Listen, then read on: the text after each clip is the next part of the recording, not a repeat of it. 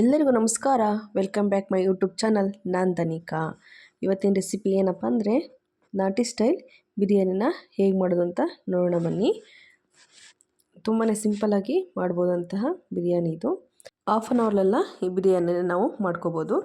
ಎಷ್ಟೇ ಬ್ಯುಸಿ ಇದ್ದರೂ ಕೂಡ ಏನೇ ಅಕಸ್ಮಾತ್ ಏನೋ ಟೈಮ್ ಆಗಿದೆ ಆ ಥರ ಅಂದಾಗಲೂ ಕೂಡ ನಾವು ಒಂದು ಹಾಫ್ ಆನ್ ಅವರ್ಲೆಲ್ಲ ಇದನ್ನ ರೆಡಿ ಮಾಡ್ಬೋದು.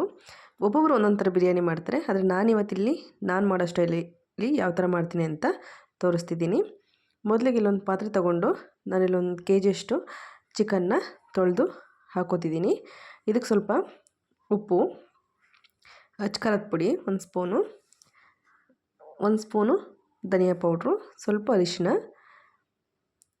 ಮತ್ತು 1 ಬೌಲಷ್ಟು ಮೊಸರನ್ನ ಹಾಕಿ ಇದು ಚೆನ್ನಾಗಿ ಮಿಕ್ಸ್ ಮಾಡಬೇಕು. ನೋಡಿ ಈ ಥರ ಚೆನ್ನಾಗಿ ಮಿಕ್ಸ್ ಮಾಡಿ ಇದನ್ನು ಒಂದು 10 ನಿಮಿಷನಾದರೂ ಈ ಥರ ರೆಡಿ ಮಾಡಿಡಿ.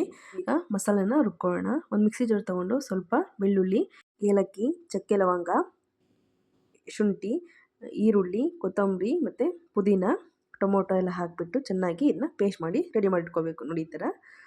ಇವಾಗ ಒಂದು ಕುಕ್ಕರ್ ಇಟ್ಬಿಟ್ಟು ಸ್ವಲ್ಪ ಎಣ್ಣೆನ ಹಾಕಿ ಅದು ಕಾದ ನಂತರ ಪಲಾವ್ ಎಲೆ ಹಾಕಿ ನಾನಿಲ್ಲಿ ಪಲಾವ್ ಎಲೆನ ಕಟ್ ಮಾಡಿ ಹಾಕ್ತಿದ್ದೀನಿ. ಇವಾಗ ಸ್ವಲ್ಪ ಸೋಂಪು ಕಾಳು ಹಾಕಿ ಆ ಫ್ಲೇವರ್ ಒಂದು ಸ್ವಲ್ಪ ಚೆನ್ನಾಗಿ ಬರುತ್ತೆ, ಹಾಗಾಗಿ ನಾನಿಲ್ಲಿ ಸೋಂಪು ಕಾಳು ಹಾಕ್ತಿದ್ದೀನಿ. ನಂತರ ನೋಡಿ ಕಟ್ ಮಾಡ್ಕೊಂಡಿರೋಂತಹ ಈರುಳ್ಳಿನ ಹಾಕಿ ಫ್ರೈ ಮಾಡಿ. ಈರುಳ್ಳಿ ಚೆನ್ನಾಗಿ ಬೇಯೋವರೆಗೂ ಕೂಡ ನಾನಿಲ್ಲಿ ಫ್ರೈ ಮಾಡ್ತೀನಿ. ಅದು ಗೋಲ್ಡನ್ ಕಲರ್ ಬರಬೇಕು. ನೋಡಿ ಈ ಥರ ಫ್ರೈ ಮಾಡಿದ್ರೆ ಆಯಿತು. ಇವಾಗ ನಾವೇನು ಮಸಾಲೆ ರುಬ್ಬಿಟ್ಕೊಂಡಿರ್ತೀವಲ್ಲ ಆ ಮಸಾಲೆನ ಇದಕ್ಕೆ ಸೇರಿಸ್ತಿದ್ದೀನಿ.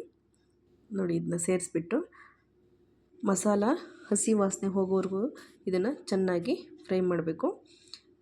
ಒಂದು 5 ನಿಮಿಷನಾದರೂ ಇದು ಫ್ರೈ ಆಗಬೇಕು. ನೋಡಿ ಈ ಥರ ಇವಾಗ ಇದು ಕುದೀತಾ ಇದೆ. ಇದು ಹಸಿ ಸ್ಮೆಲ್ಲೆಲ್ಲ ಹೋಗಿರುತ್ತೆ. ಇವಾಗ ಇದಕ್ಕೆ ಸ್ವಲ್ಪ ನಾವು ಇವಾಗಲೂ ಸ್ವಲ್ಪ ಉಪ್ಪನ್ನ ಆ್ಯಡ್ ಮಾಡಬೇಕು, ಅಂದರೆ ಸ್ವಲ್ಪ ಬೇಗ ಮಸಾಲೆ ಫ್ರೈ ಆಗುತ್ತೆ. ಇವಾಗ ನಾನು ಇದಕ್ಕೆ 1 ಸ್ಪೂನಷ್ಟು ಬಿರಿಯಾನಿ ಮಸಾಲೆನ ಹಾಕ್ತಾಯಿದ್ದೀನಿ. ಸ್ವಲ್ಪ ಅರಿಶಿನ ಮತ್ತು 1 ಸ್ಪೂನಷ್ಟು ನಾನಿಲ್ಲಿ ಅಚ್ಕಾರ ಪುಡಿನ ಹಾಕ್ತಿದ್ದೀನಿ. ನಾನು ಮೆಣಸಿನ್ಕಾಯಿನ ಇಲ್ಲಿ ಜಾಸ್ತಿ ಯೂಸ್ ಮಾಡಿಲ್ಲ, ಒಂದು 2 ರಿಂದ 3 ಅಷ್ಟೇ ಯೂಸ್ ಮಾಡಿದ್ದೆ. ಅದಕ್ಕೋಸ್ಕರ ಮತ್ತೆ ಅಚ್ಕಾರ ಪುಡಿನ ಹಾಕ್ತಾಯಿದ್ದೀನಿ. ಇವಾಗ ನಾವೇನು ಚಿಕನ್ನ ಮ್ಯಾರಿನೇಟ್ ಮಾಡಿ ಇಟ್ಕೊಂಡಿದ್ವಲ್ಲ ಅದನ್ನು ಹಾಕಿ ಮತ್ತೆ ಒಂದು 2-3 ನಿಮಿಷಗಳ ಕಾಲ ಚೆನ್ನಾಗಿ ಫ್ರೈ ಮಾಡಬೇಕು. ಇದು ಜಾಸ್ತಿನೂ ಕೂಡ ಚಿಕನ್ನ ಇದರಲ್ಲಿ ಫ್ರೈ ಮಾಡಬೇಡಿ, ಏಕೆಂದರೆ ಅದು ಚಿಕನ್ ಫುಲ್ ಸಾಫ್ಟ್ ಆಗುತ್ತಲ್ವ, ಹಾಗಾಗಿ ಅದಕ್ಕೋಸ್ಕರ ನಾನೊಂದು 2 ನಿಮಿಷ ಅಷ್ಟೇ ಇಲ್ಲಿ ಫ್ರೈ ಮಾಡೋಕ್ಕಿಟ್ಟಿದ್ದೀನಿ. ಇವಾಗ ನಾನಿಲ್ಲೊಂದು 2 ಲೋಟದಷ್ಟು ಅಕ್ಕಿ ತೊಗೊಂಡಿದ್ದೆ, ಹಾಗಾಗಿ 1 ಲೋಟ ಅಕ್ಕಿಗೆ 2 ಲೋಟ ನೀರು ಥರ ನಾನಿಲ್ಲಿ ಒಂದು 4 ಲೋಟದಷ್ಟು ನೀರನ್ನ ಸೇರಿಸ್ತಾ ಇದ್ದೀನಿ. ನಾನು ಮಿಕ್ಸಿ ಜಾರಲ್ಲಿ ರುಬ್ಬಿಟ್ಕೊಂಡಿದ್ನಲ್ಲ ಅದೇ ಮಿಕ್ಸಿ ಜಾರಿಗೆ ಹಾಕಿಬಿಟ್ಟು ಅದೇ ನೀರನ್ನ ಇದಕ್ಕೆ ಹಾಕಿ ಚೆನ್ನಾಗಿ ಈಗ ಕುದಿಯೋಕ್ಕೆ ಬಿಟ್ಟಿದ್ದೀನಿ. ನೋಡಿ ಒಂದು 5 ನಿಮಿಷಕ್ಕೆಲ್ಲ ಇದು ಕುದ್ದು ರೆಡಿಯಾಗುತ್ತೆ. ಇವಾಗ ನಾವು ಉಪ್ಪು ನೋಡಬೇಕು, ಟೇಸ್ಟ್ ನೋಡಿಬಿಟ್ಟು ಉಪ್ಪು ಬೇಕು ಅಂದರೆ ನಾವು ಉಪ್ಪನ್ನ ಇಲ್ಲಿ ಹಾಕ್ಕೊಂಡ್ರೆ ಆಯಿತು.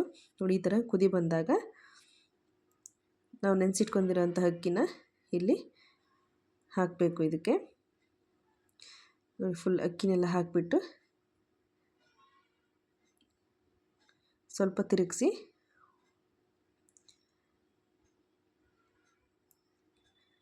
ನೋಡಿ ಈ ಥರ ತಿರುಗಿಸ್ಬಿಟ್ಟು ಒಂದು ಅರ್ಧ ಹೋಳಷ್ಟು ನಿಂಬೆಹಣ್ಣು ನಾವಿಲ್ಲಿ ಸೇರಿಸ್ಬೇಕಾಗುತ್ತೆ. ನೋಡಿ ಈ ಥರ ಇವಾಗ ಅರ್ಧ ನಿಂಬೆಹಣ್ಣು ಹಿಂಡ್ತಾಯಿದ್ದೀನಿ. ಈ ಥರ ಸೇರಿಸ್ಬಿಟ್ಟು ಇವಾಗ ಕುಕ್ಕರ್ ಮುಚ್ಚಳನ ಮುಚ್ಚಿ ಒಂದು 2 ವಿಸಿಲ್ ಹೊಡೆಸಿದ್ರೆ ಸಾಕು, ಬಿರಿಯಾನಿ ರೆಡಿ ಆಗಿಬಿಡುತ್ತೆ. ನೋಡಿ ನಾನಿಲ್ಲಿ 2 ವಿಸಿಲ್ ಹೊಡೆಸ್ತಿದ್ದೀನಿ, ಯಾಕೆಂದರೆ ಚಿಕನ್ನು ಬೇಗ ಬೇಯುತ್ತಲ್ವ, ಹಾಗಾಗಿ 2 ವಿಸಿಲ್ ಹೊಡೆಸಿದ್ರೆ ಆಯಿತು. ನೋಡಿ ಚಿಕನ್ ಬಿರಿಯಾನಿ ರೆಡಿಯಾಗಿ ಹೋಯಿತು. ಇದಕ್ಕೆ ನಾನು ಮೊಸರು ಗೊಜ್ಜು ಕೂಡ ಮಾಡಿದ್ದೆ. ಕೆಲವು ರಾಯ್ತಾ ಅಂತಾರೆ, ಕೆಲವು ಮೊಸರು ಗೊಜ್ಜು ಅಂತಾರೆ, ಅದು ಕೂಡ ಇದೆ. ಒಳ್ಳೆ ಕಾಂಬಿನೇಷನ್ ಆಗುತ್ತೆ. ಟೇಸ್ಟ್ ಅಂತೂ ತುಂಬಾ ಚೆನ್ನಾಗಿತ್ತು. ನಾಟಿ ಸ್ಟೈಲಲ್ಲಿ ಮಾಡ್ಬೋದಾದಂತಹ ಚಿಕನ್ ಬಿರಿಯಾನಿ ನೀವು ಒಂದ್ಸಲ ಟ್ರೈ ಮಾಡಿ ನೋಡಿ. Thank you for watching.